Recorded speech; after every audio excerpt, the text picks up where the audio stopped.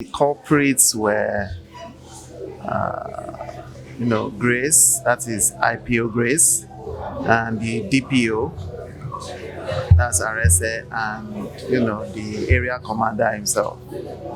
So they descended into a civil matter, and I tried to dissuade them of that fact, making them understand that my clients, who they placed under arrest and locked in the cell, had no business in the cell. And in the ambience of trying to negotiate to settle the matter, they started demanding for bail of 30,000 naira. And when they saw that I was reluctant in granting the bail or giving them that money, they went on ahead to make it clear that they are not going to release him, regardless of the fact that settlement has been drawn and understood between the parties. So all of a sudden, I found myself arguing with one of the police officers who said, what was I doing in the cell area talking to a suspect without a police officer present? I tried to explain to them that I did not come here on my volition. I was brought here to come and discuss the pending issue of 30,000 naira of bail with my clients. That's the reason why I'm here. That the police officer that brought me here told me that she wants to go and get the POS for the withdrawal of the 30,000 naira. That is why she is not present at the cell area. So she screamed, shouted, made it clear that it is wrong. I'm like, okay, no problem. So I left. When the arresting officer, that is IPO Grace, came back,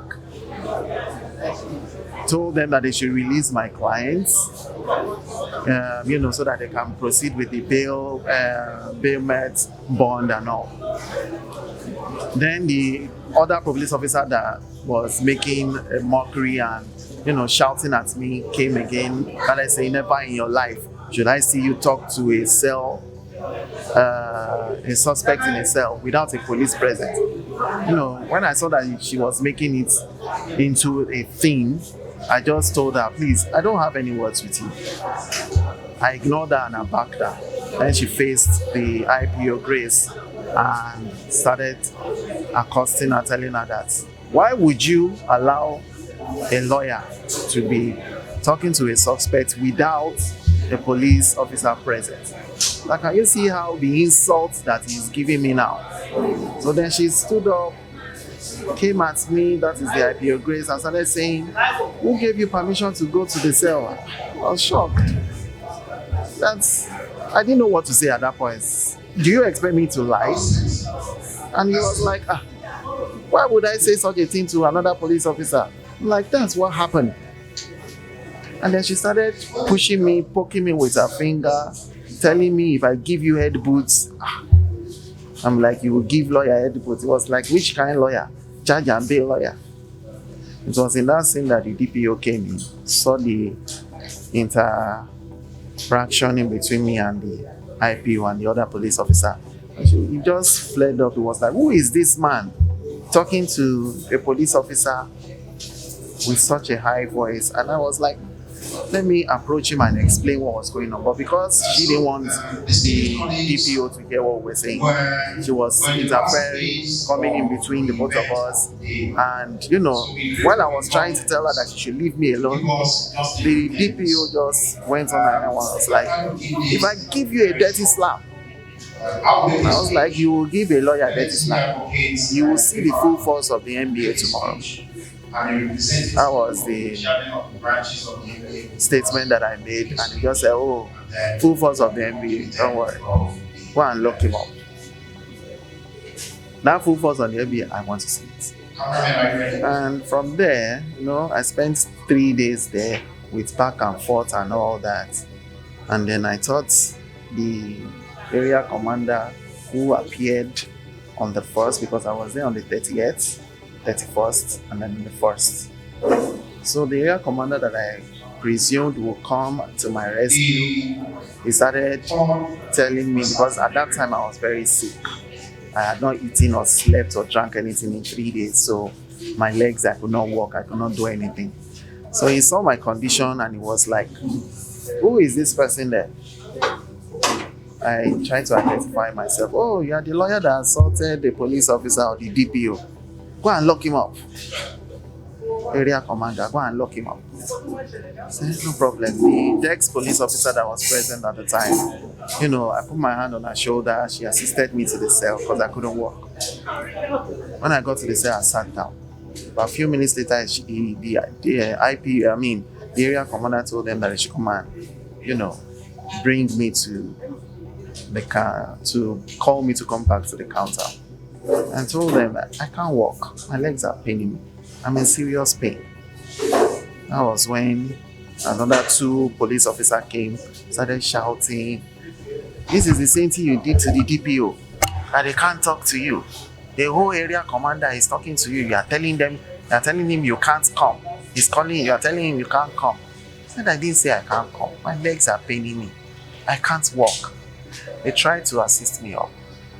Upon leaving me, I fell back down. So they carried me, the 2 of them, the 2 male police officers carried me to the counter. So then the area commander started asking me what happened. I tried raising my voice because at that time there were tears coming out of my eyes, but it's not like I was crying. I just used eye drop. I have high pressure in my eyes, glaucoma. So whenever I use eye drop, it drops tears. But he didn't know that anyway. So I guess he thought that I was afraid. That was why I was crying. And the more I tried to communicate with him, to try and tell him, he said he couldn't hear me. He said I should walk towards him, that he wants to talk to me, that I should come close. He said my legs are paining me. I need a doctor. Can you get me to the hospital? He said, tell me what happened. I tried to raise my voice, but he kept on going. He was like, if I'm not going to talk, he just finished and walked away. So I told one of the police officers that please don't let this man, he's the area commander. You said you've been looking for someone in high command that can release me to a doctor or a hospital. Don't let this man go. Tell him that I need to see a doctor. The lady ran, that is the police officer woman. She ran outside, came back inside a few minutes later, started raking. What do you want me to say? Me, when area commander will not answer, how do you expect me to do anything? Who am I? This, that. That's the whole crux of really what happened. And currently, I chair the Nigerian Bar Association for the security agency. I was released on the 1st. I went to the hospital. I was disoriented. I didn't really know what was going on. When I was released at the hospital like 3 days later, that was when they told me that my BP was about 153, that it was extremely high, that I was extremely sick, that they did blood tests. I didn't even know when they drew my blood. But that's just illumination. Yes.